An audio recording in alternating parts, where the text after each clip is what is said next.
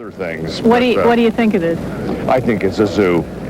And you're contributing, right? Yes, I am one of the animals Doing your part. in the zoo. Yeah. The zoo-like atmosphere of this day is as much about getting the players' views as it is about getting the sportscasters. No, I think Buffalo's finally going to break through. And not just because I'm talking to you. I just have a feeling, it's a funny thing, that maybe this is the time, the way the offensive line looked last Sunday, everything is sort of gelling. Kelly feels good, you know.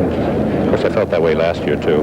If they lose, they're another really good team that was good enough to get there 4 times. If they win the game, they'll be considered a great team and part of an NFL dynasty. And it'll mean Hall of Fame. Down the line, 20 years from now, it's going to mean Hall of Fames for some of these players rather than maybe they'll make the Hall of Fame.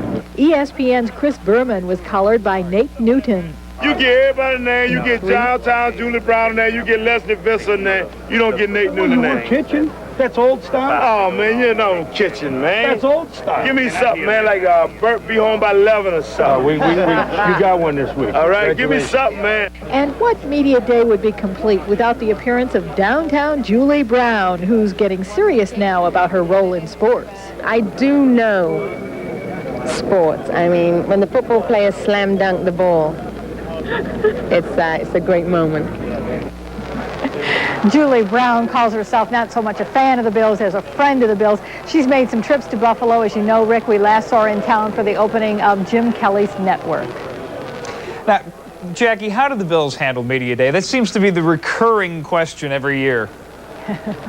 The recurring question every year. Well, let me say this. Except for a brief flurry caused by something that Cornelius Bennett said, we did not witness this. We are hearing about this tonight. It sounds like he lost his composure briefly. Except for that, there really hasn't been much of a problem, and we are saying that the Bills handled themselves in a business-like way. They came onto the field, they found themselves a seat in the stands, many of them, and they sat there and took those questions over and over again. We'll see you a little bit later in this newscast, Rick. All right, thanks, Jackie. Well, back here in Western New York, a heated protest tonight against the sale of a school in Woodlawn to a Muslim organization. Media ritual where the feeding frenzy reaches its peak. It's called Media Day, and Chuck Howard was one of 2,500 press types to meet with the players. Quite a circus, isn't it? Yes, indeed, Brian. And I know, come on, let's admit it, you didn't miss a thing today. It was a zoo over there, as Jackie mentioned earlier. A couple of notes to tell you about today. There was a no-show at Media Day, and believe it or not, it wasn't a Bill who was AWOL. Cowboy offensive tackle, all-pro offensive tackle, Eric Williams.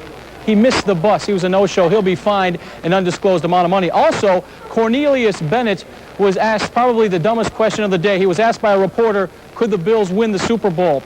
Cornelius, in so many words, told the guy he was stupid after glaring him down, and we thought Cornelius was going to go to blows with him, but he cooled down and let the guy know exactly how he felt. Well, for most of the Bills, this Media Day stuff and this return trip to the Super Bowl stuff has become old hat and kind of monotonous, but let's not forget there are many Bills here for the first time at the Super Bowl, and not surprisingly, there were many smiles on the faces of those Super Bowl newcomers today.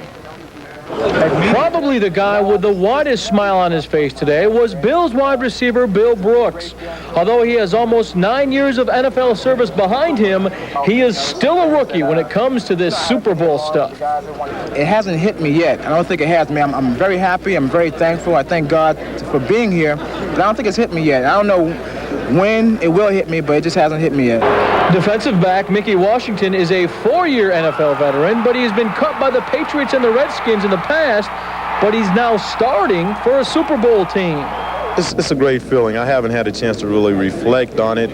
I'm just so, I guess, trying not to stay too focused, but trying to soak up some of the feel of Super Bowl and the atmosphere, but this task at hand is still on my mind. And we almost had our first bit of controversy early this morning here.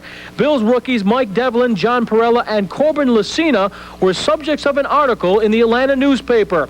It claimed they predicted a Bills win in a local Atlanta restaurant last night.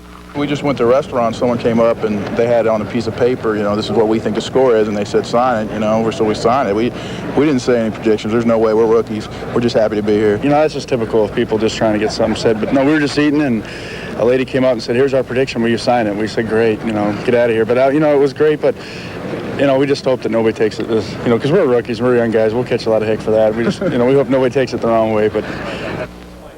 those rookies were just a little bit scared that Marv Levy was going to find out about that prediction, Brian. That prediction was Bills 37 and the Cowboys 3. I'm not quite sure about that one. But coming up on the Super Bowl tonight, we'll be joined by Cowboys owner Jerry Jones. We'll be right back in a few minutes. That should be interesting. Looking forward to it. Okay, Chuck, we've got some great basketball to show you now. Welcome to the Super Bowl tonight, and with us is the flamboyant owner of the Dallas Cowboys. He's already won a Super Bowl. They wanted to run him out of the state of Texas. Now they want to make you governor. How you doing, Jerry? Is it all that good? I can't understand. Well, it's got to be, man, after what you did last year. Well, Van, it's great to be on with you, and it's great to get a chance to visit with the people of Buffalo.